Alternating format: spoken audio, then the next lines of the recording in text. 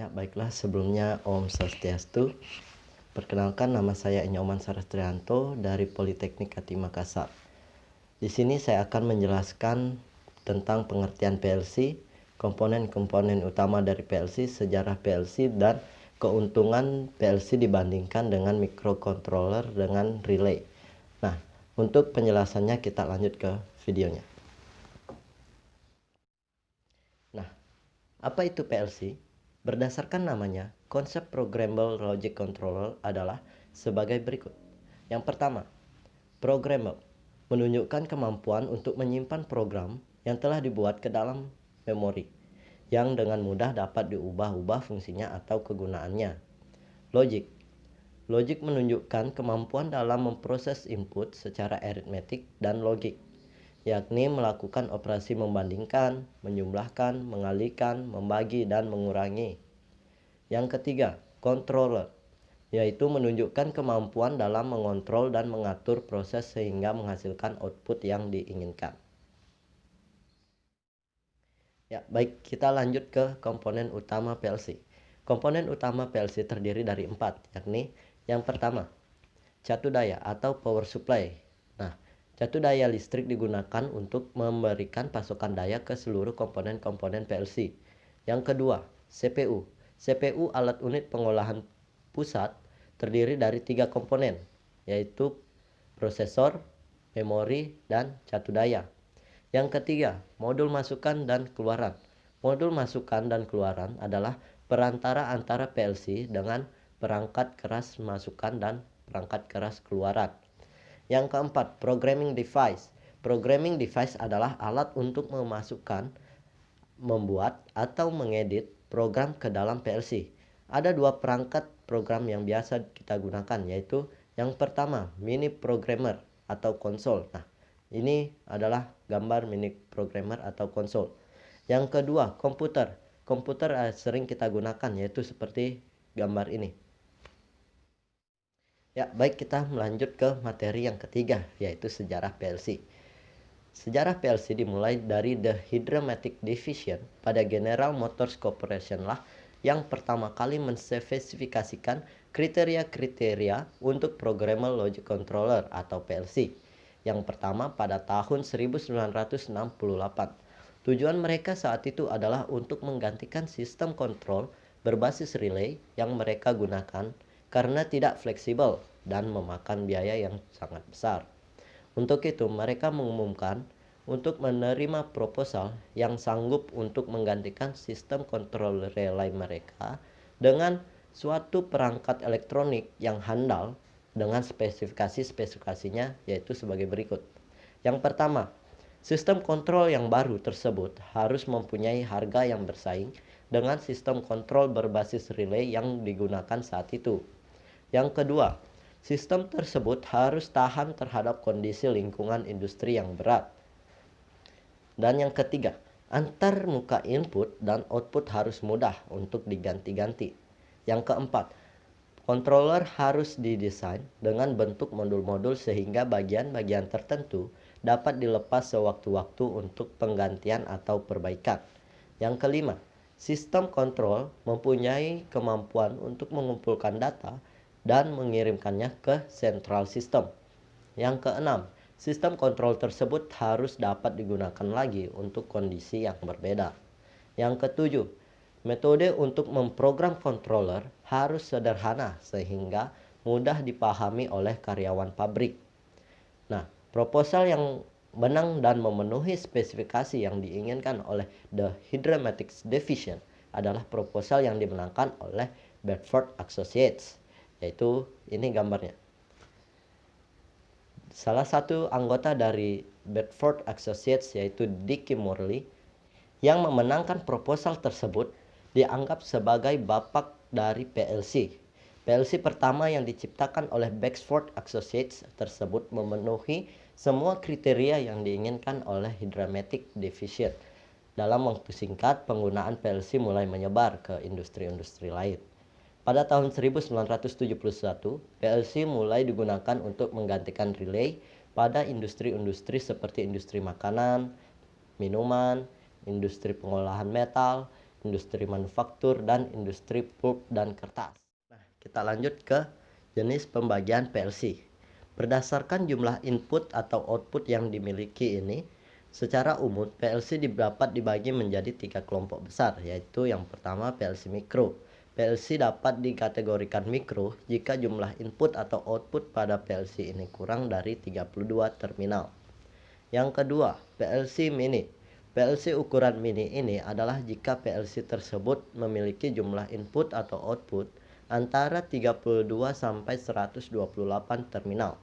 PLC yang ketiga yaitu PLC large, yaitu PLC ukuran ini dikenal juga dengan PLC tipe rack, atau PLC dapat dikategorikan sebagai PLC besar jika jumlah input atau outputnya lebih dari 128 terminal. Kita lanjut ke perbedaan PLC dengan relay dan microcontroller. Nah, perbedaan yang pertama dari segi price atau harga. PLC dihargai dari 101 juta rupiah sampai dengan 3 juta rupiah. Sedangkan microcontroller dari harga 100.000 rupiah sampai dengan 300.000 rupiah. Nah, sedangkan untuk relay sendiri yaitu berkisaran antara 50.000 rupiah sampai dengan 100.000 rupiah. Nah, perbedaan yang kedua yaitu dari segi ukuran atau size, yaitu yang pertama dari PLC. PLC terdapat 3 jenis ukuran, yaitu mini, medium, dan large. Yang kedua dari microcontroller, yaitu ukurannya mini. Sedangkan relay juga berukuran mini. Yang ketiga dari segi function, yaitu PLC terdiri dari lebih banyak fungsi pemrograman seperti timer, counter, dan memori. Sedangkan untuk microcontroller bertindak sebagai mikrokomputer tanpa harus ada komponen digital tambahan lainnya. Sedangkan relay berfungsi sebagai saklar. Nah, untuk yang keempat, operation atau operasi. PLC dioperasikan pada sistem digital. Nah, microcontroller juga dioperasikan pada sistem digital. Sedangkan relay adalah saklar atau switch yang dioperasikan secara listrik dan merupakan komponen elektromekanikal atau elektromekanik. Yang kelima, memori. PLC terdiri dari memori untuk menyimpan program. Nah, sedangkan microcontroller terdapat memori atau RAM dan ROM. Nah, sedangkan relay itu tidak mempunyai memori. Yang keenam, bahasa pemrograman. Nah, bahasa pemrograman dari PLC menggunakan ladder diagram dan microcontroller menggunakan bahasa assembler atau bahasa C+. Sedangkan relay tidak menggunakan bahasa pemrograman. Nah, itu tadi perbandingan antara PLC, microcontroller, dan relay. Nah, lanjut. Di sini saya akan menjelaskan yaitu tentang penggunaan dan prinsip kerja dari instruksi timer, counter, compare, up, down, diff, move, shift, penjumlahan, increment, dan decrement. Berikut penjelasannya. Nah, untuk yang pertama yaitu timer. Timer adalah sebuah perintah penghitungan waktu, sehingga dengan adanya perintah timer tersebut, kita dapat menunda waktu, membatasi durasi, atau memberi jeda durasi suatu proses. Nah, sintak penulisan timer pada PLC Omron adalah sebagai berikut, yaitu yang pertama kita ketik dengan huruf kapital, tim, spasi, address timer atau alamat timer, yaitu kemudian spasi, pagar, kemudian set value atau waktu yang kita tentukan. Nah, satuan waktu yang digunakan adalah milidetik. Jadi jika waktu diisi dengan nilai 300, berarti setting timer selama 300 dikali dengan 0,1, artinya 30 detik. Nah, berikut gambar dari sintak dari timer tersebut. Ya, baiklah, di sini saya akan membuat contoh rangkaian dari penggunaan timer, yaitu kita buat dulu new kontak, yaitu dengan menekan tombol C. dan kita akan menunjukkan alamat dari kontak tersebut, yaitu misalnya kita berikan alamat 0.00, yaitu pada PLC Omron. Kita tekan enter. Nah, di sini kita akan namakan dia sebagai PB Star. Nah, PB Star, baru kita tekan enter.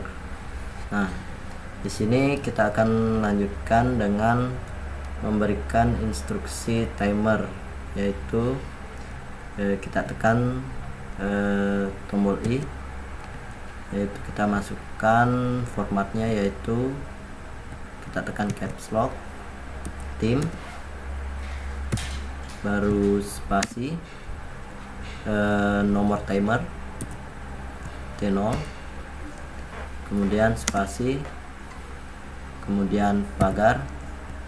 Di sini kita tentukan berapa batas waktu yang akan kita berikan. Di sini saya akan misalkan dengan 5 detik, berarti di sini 50 milisecond. Kemudian tekan enter. Nah, di sini sudah terdapat yaitu instruksi timernya, dan di sini terdapat nomor timer, dan di sini adalah set value atau batas waktu yang kita tentukan. Nah, lanjut ke rang kedua. Di sini kita akan membuat kontak dari timer kosong, yaitu kita buat new kontak. Kita masukkan dari alamat timer, yaitu T0, enter. Nah, kemudian kita sambungkan ke output. Di sini kita buat new coil, yaitu kita berikan kode alamat 100.00, enter, yaitu kita beri nama lamp atau lampu. Kita tekan enter. Nah, sini rangkaiannya sudah selesai. Kita akan coba jalankan, yaitu dengan menekan Ctrl Shift V.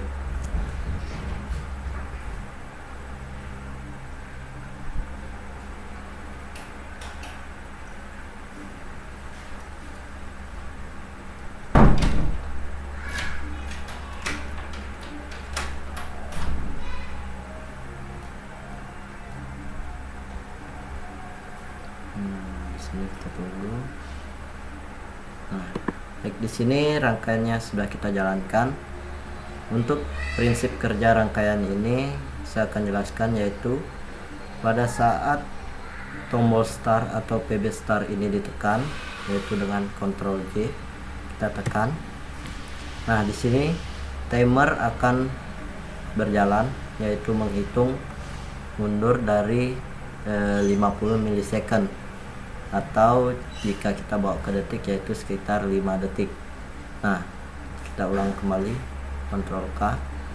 Nah, di sini kita akan mengulang lagi prinsip kerja dari timer tersebut, yaitu dengan Ctrl J. Nah, di sini timernya dapat kita lihat dia sudah mulai menghitung mundur, dan lampu pun menyala, yaitu di kontak ke 100.00. Baik, kita lanjut yang kedua, yaitu counter. Counter PLC adalah sebuah instruksi yang berguna untuk menghitung naik atau mundur sebagai pulsa sinyal digital atau jumlah digit hingga mencapai batas, dan ketika batas tercapai ini dapat mengontrol output. Sintak penulisan counter pada PLC Omron adalah sebagai berikut. Yang pertama, kita ketikkan dengan huruf kapital, yaitu CNT spasi counter spasi set value. Nah, set value yang harus dicapai maksimal sampai angka nilai 9. Instruksi yang kedua yaitu tentang counter. Nah, apa sih ini counter? Counter di sini merupakan sebuah instruksi, yaitu digunakan sebagai penghitungan. Nah, untuk contoh rangkaiannya di sini kita akan buat, yaitu Pertama kita buat terlebih dahulu new kontak, kita tekan C. Nah, di sini sudah ada muncul new kontak. Kita beri dia alamat 0.00, yaitu kita tekan enter. Di sini kita beri nama sebagai PB Start atau push button start. Nah, setelah itu kita akan memasukkan instruksi dari counter tersebut, yaitu kita tekan tombol I. Nah, di sini muncul new instruction. Untuk format atau sintak dari counter ini yaitu kita caps lock, kemudian ketikkan CNT, kemudian kita spasi, kita beri nomor counter, yaitu yang kedua ini adalah nomor counter, yaitu kita beri dia C0. Nah, di sini kita spasi, kemudian set value atau batas penghitungan yang ingin kita tentukan, yaitu kita tekan agar, lalu kita tentukan batas penghitungannya, yaitu kita beri 3. Nah, kita tekan enter.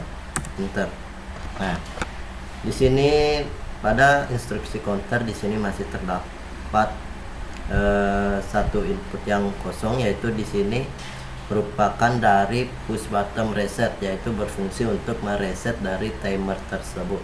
Nah, kita buatkan push button resetnya yaitu dengan new contact, kemudian kita masukkan alamatnya yaitu 0.01. Karena 0.0 tadi digunakan untuk push button start, sekarang kita pindah ke alamat satunya yaitu 0.01 sebagai PB reset atau push button reset. Nah, di sini kita sambungkan saja dengan kontrol arah kanan. Nah, sini sudah tersambung dan tidak ada indikasi error. Nah, untuk mengetahui counter ini berjalan atau tidak, kita akan sambungkan dia dengan dua lampu. Kita masukkan di kontak, kita masukkan alamat dari counter tersebut yaitu C0. Kita enter, kemudian kita masukkan output, yaitu dengan memasukkan alamat 100.00 yaitu sebagai lampu. Oke, di sini rangkaiannya sudah jadi. Sekarang kita jalankan yaitu World Online Simulator. Tunggu mengupload rangkaiannya. Nah, sini program sudah download. Nah, di sini karena BCD-nya 0, jadi kita reset terlebih dahulu. Kita tekan PB reset yaitu dengan Ctrl J. Nah, di sini dia sudah kembali ke 3, yaitu batas atau set value yang kita tentukan tadi. Kita lepas. Nah, sekarang kita akan melihat fungsi dari counter ini, yaitu pada saat PB start ditekan sebanyak 3 kali, maka lampu akan menyala. Nah, di sini kita akan lihat. Di sini saya akan menekan tekanan yang pertama. Ya, sudah masuk.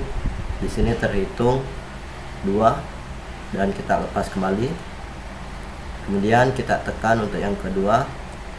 Nah, di sini dia sudah 1. Kemudian kita lepas kembali dan ini adalah tekanan yang ketiga. Ya, di sini kita dapat melihat dari fungsi counter yaitu menghitung secara mundur, yaitu dari batas 3 kita tentukan menghitung mundur sampai dengan 0. Kemudian ketika PB start sudah ditekan sebanyak 3 kali, maka counter akan menyalakan lampu. Nah, baiklah, kita lanjut ke instruksi yang ketiga yaitu instruksi compare atau pembanding. Nah, instruksi perbandingan pada program PLC disediakan untuk membandingkan dua nilai data, baik data dengan panjang 1 word maupun 2 word atau long data. Yang perlu dipastikan adalah dua jenis data yang dibandingkan memiliki panjang yang sama dan data jenis yang sama. Nah, untuk simbol compare sendiri ada berbagai macam. Yang pertama ada sama dengan, yang kedua tidak sama dengan, yang ketiga kurang dari, yang keempat lebih dari atau sama dengan, yang kelima lebih dari, dan yang keenam lebih dari atau sama dengan. Nah, untuk sintak penulisan dari compare sendiri adalah sebagai berikut. Compare. Nah, di sini compare yang sudah dijelaskan yaitu pembanding antara data 1 dengan data 2. Nah, di sini kita akan membuat rangkaian compare, yaitu kita buat terlebih dahulu push bottom star, yaitu dengan new contact. Nah, new contact kita beri alamat 0.00 sebagai PB start. Kita lanjut dengan memberikan instruksi compare. Nah, compare di sini kita dapat mengetikkan yaitu CMP, yang artinya compare spasi. Kita berikan data 1 yaitu sebagai W1. Nah, dan di sini kita akan bandingkan dengan data W2. Kemudian kita tekan enter. Nah, kemudian kita akan melanjutkan dengan membuat fungsi baru, yaitu kita dengan membuat garis ke bawah. Nah, di sini kita akan membandingkan data W1 dengan W2, yaitu dengan 3 fungsi compare, yaitu less than atau lebih kecil, kemudian greater than atau lebih besar, dan equal to atau sama dengan. Nah, di sini kita akan buat terlebih dahulu lebih kecilnya, yaitu dengan kita membuat kontak. Kita ketikkan saja L underscore maaf salah, yaitu P underscore L T. Nah, kita tekan enter. Nah, di sini dapat kita lihat yaitu less than atau lebih kecil. Kemudian kita hubungkan ke output atau lampu, yaitu kita buat new coil. Kita beri alamat dia 100.00 itu sebagai lampu 1. Kita lanjut lagi, kita buat dengan fungsi yang kedua, yaitu greater than atau lebih besar, yaitu kita buat new kontak. Kita ketikkan P underscore G greater than atau GT. Kita tekan OK. Nah, greater than di sini yaitu fungsinya lebih besar, yaitu kita lanjutkan dengan membuat output. Kita berikan alamat 100.01 sebagai lampu 2. Kemudian kita lanjut dengan membuat equal to, fungsi equal to atau sama dengan. Nah, di sini new contact, kita ketikkan P underscore E dengan key atau equal, yaitu kita tekan OK. Nah, di sini kita dapat lihat fungsi equals atau sama dengan, yaitu kita hubungkan ke output, yaitu 100.2 sebagai lampu 3. Nah, di sini rangkaiannya sudah jadi. Kita akan menjalankan rangkaian di sini sekaligus menjelaskan prinsip kerja dari rangkaian compare.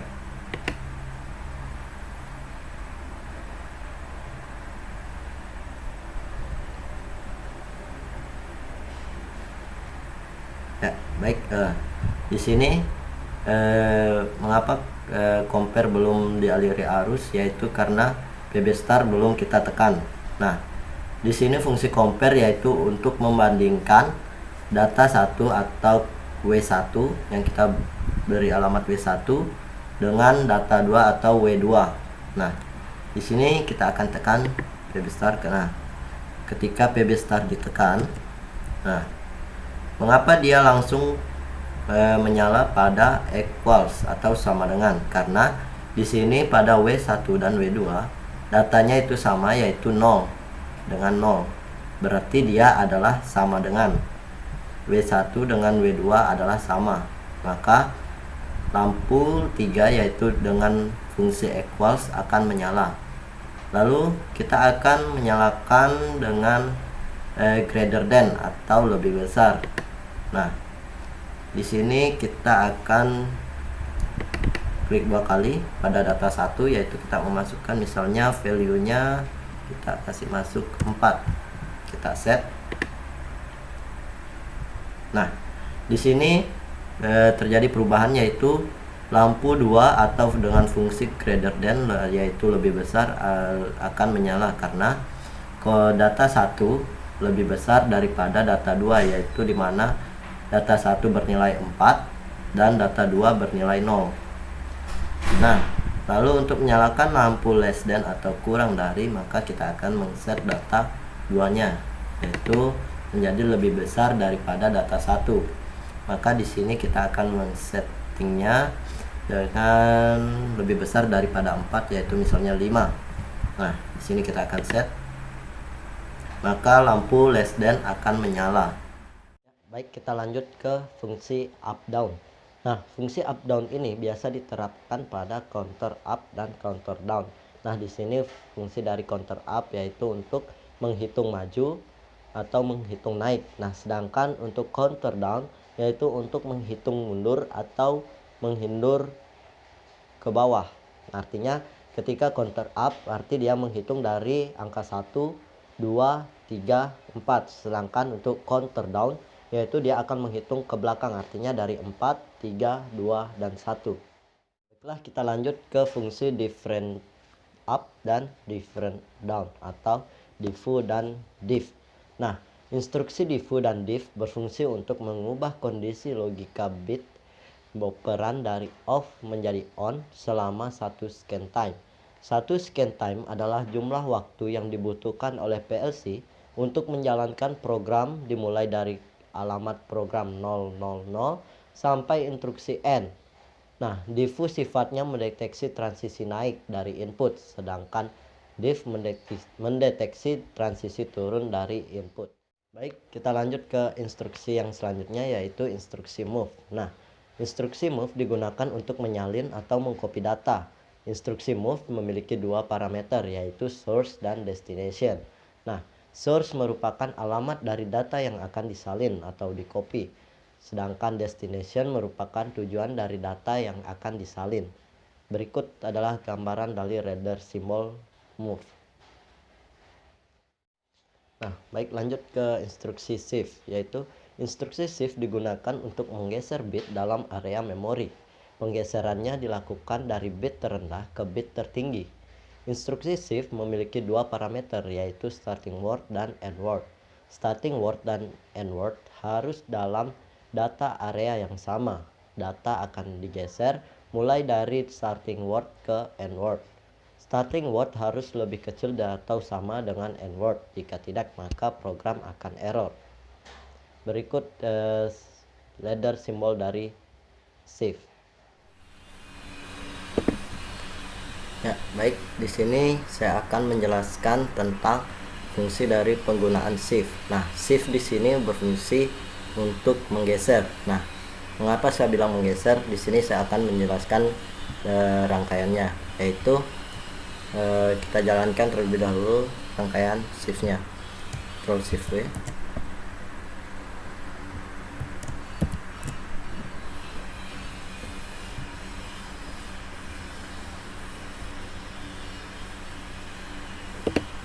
Nah, di sini rangkaiannya sudah berjalan.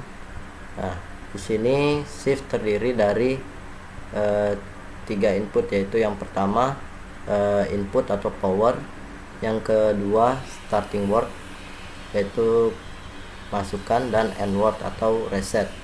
Nah, di sini untuk inputnya kita masukkan, tekan Ctrl J. Nah, untuk power sudah masuk, kemudian untuk input kita tekan Ctrl J. Nah, maka lampu 1 akan menyala.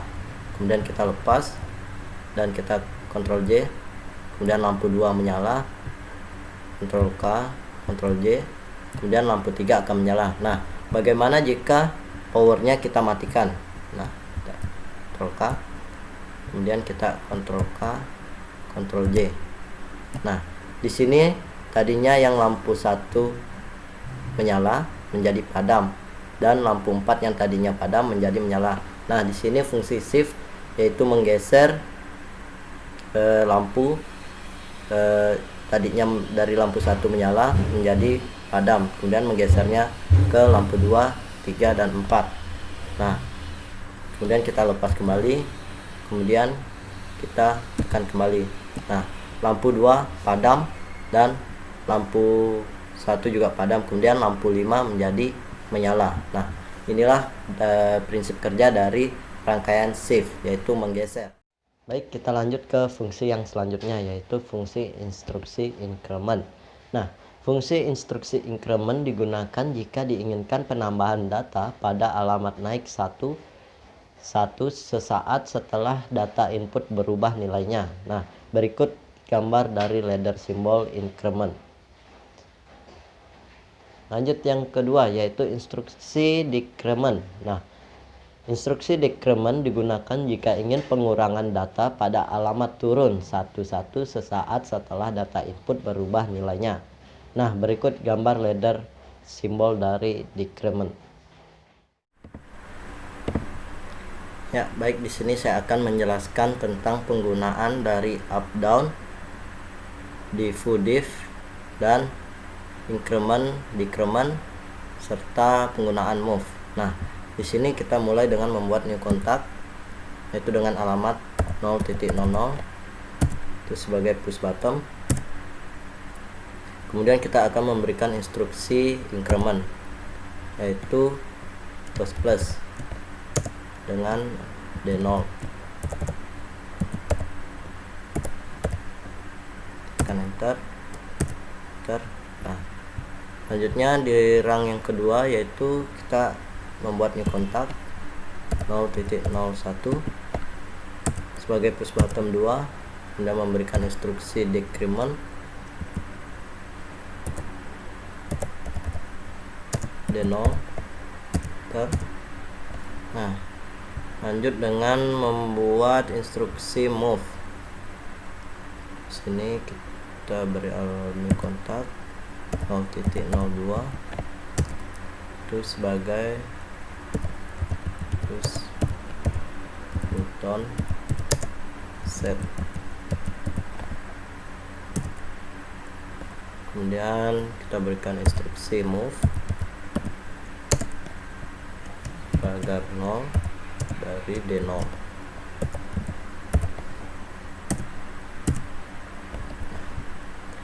Nah, di sini untuk penggunaan diffuse atau different up, di sini kita dapat klik kanan pada push button, kemudian pilih differentiate, kita pilih up, kemudian pada ini kita pilih up. Nah, jika sudah jadi rangkanya, kita jalankan.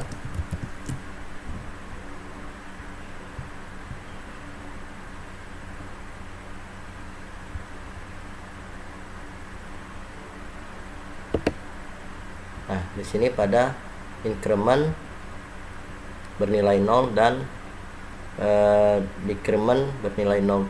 Nah, di sini kita dengan menekan Ctrl J pada push button 1. Ctrl J. Nah, di sini sudah terhitung 1. Nah, sementara fungsi dari different up yaitu memberikan satu siklus secara cepat. Nah, sini kita lepas Ctrl K, kita tekan kembali Ctrl J.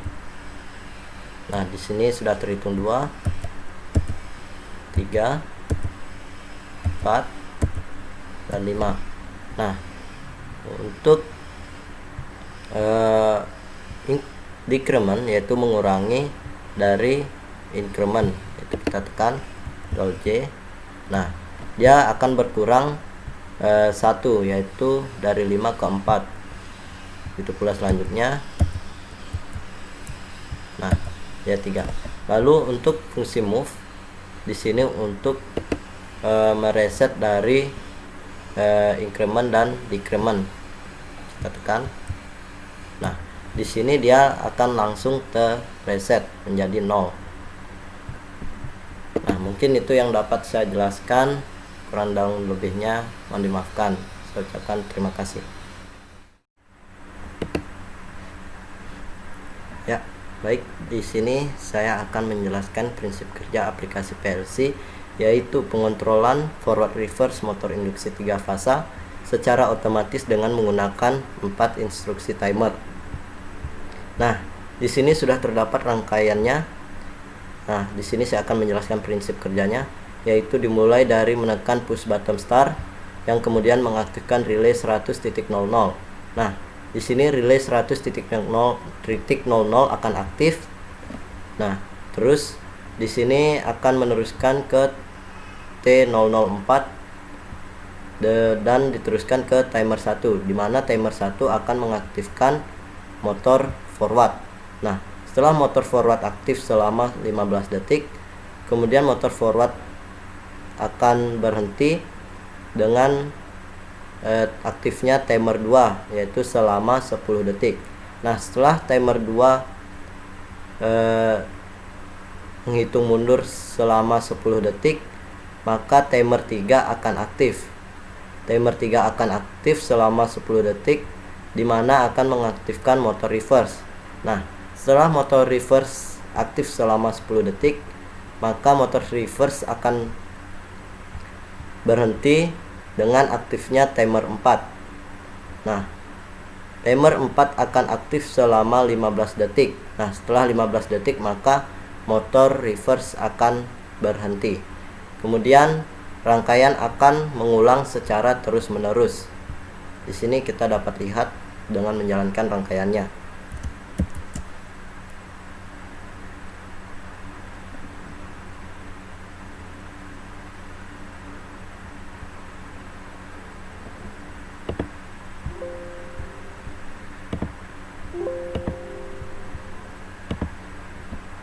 Nah, di sini kita tekan push bottom start-nya.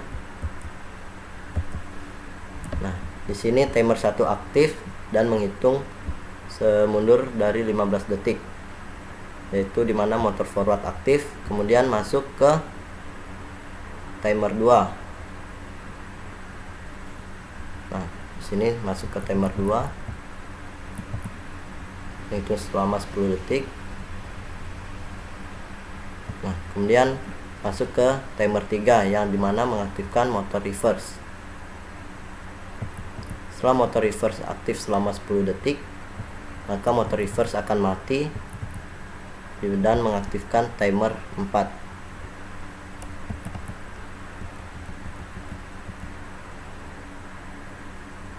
Setelah timer 4 selesai menghitung, maka akan kembali ke penghitungan awal, yaitu dari timer 1.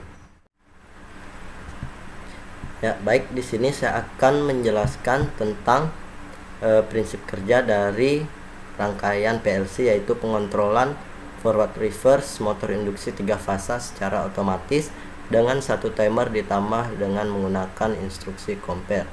Nah, di sini rangkaiannya saya akan menjelaskan prinsip kerjanya, yaitu dimana di sini terdapat push bottom start. Apabila push bottom start ditekan, maka akan mengaktifkan memori atau coil 100.00. Nah, coil 100.00 akan diteruskan ke timer. Nah, di timer di sini saya sudah men-setting atau set value-nya saya sudah tentukan, yaitu 20 detik. Nah, di sini terdapat 4 instruksi compare. Nah, di mana instruksi compare yang pertama yaitu lebih besar. Nah, apabila timer lebih besar daripada 150 atau 15 detik, motor forward reverse akan aktif. Motor forward akan aktif. Nah, selanjutnya untuk instruksi compare yang kedua yaitu lebih besar dari 10 detik. Nah, apabila waktu atau timer lebih besar daripada 10 detik, maka akan mematikan motor forward dan memberikan delay. Nah, setelah itu lanjut ke instruksi compare yang ketiga, yaitu lebih besar dari 5 detik. Nah, apabila timer di atas 5 detik, maka di sini akan mengaktifkan motor reverse. Nah, selanjutnya apabila timer lebih besar daripada 2 detik, maka di sini akan memberikan delay atau mematikan motor reverse. Nah, langsung kita jalankan rangkaiannya.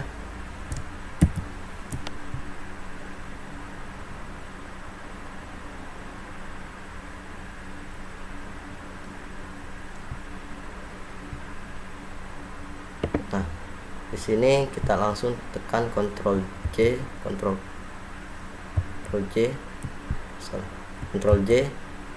K. Nah, di sini timer akan langsung menghitung dan motor forward aktif. Nah, setelah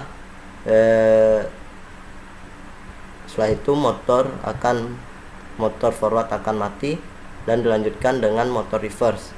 Nah, begitu juga dengan motor reverse akan mati. Nah, itu dia tadi penjelasan tentang prinsip kerja dari rangkaian motor forward reverse secara otomatis dengan menggunakan satu timer dan menggunakan instruksi compare.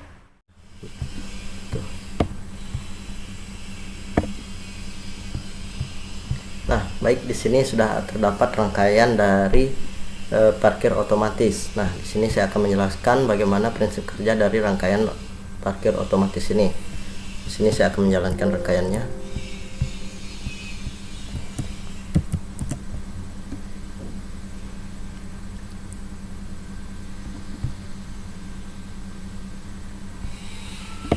Nah, di sini tidak ada error. Nah, rangkaian ini dimulai dari kita mengaktifkan sistem, yaitu dengan menekan tombol start. Ctrl J, Ctrl K. Nah, di sini sistem sudah aktif. Nah, di sini ketika ada mobil melewati sensor masuk, maka sensor akan aktif, yaitu kita tekan Ctrl J, Ctrl K. Nah, sini mobil melewati dan portal depan terbuka. Nah, setelah timer menghitung selama 5 detik, maka portal depan yang terbuka akan tertutup. Nah, lanjut di sini maka dia akan menghitung ada mobil masuk, yaitu jumlahnya 1. Nah, di sini apabila ada mobil yang akan keluar, maka akan melewati sensor keluar, yaitu Ctrl J, Ctrl K. Nah, di sini juga portal keluar akan terbuka dan selama 5 detik maka portal keluar akan tertutup. Nah, di sini maka setelah itu tidak ada mobil yang parkir di dalam. Nah, move di sini akan memindahkan data yang dari D0 jumlahnya 0 kembali mengulang, yaitu di sini fungsi move untuk mereset dari jumlah mobil yang ada 1 menjadi 0. Nah, mungkin itu prinsip kerja dari rangkaian parkir ini.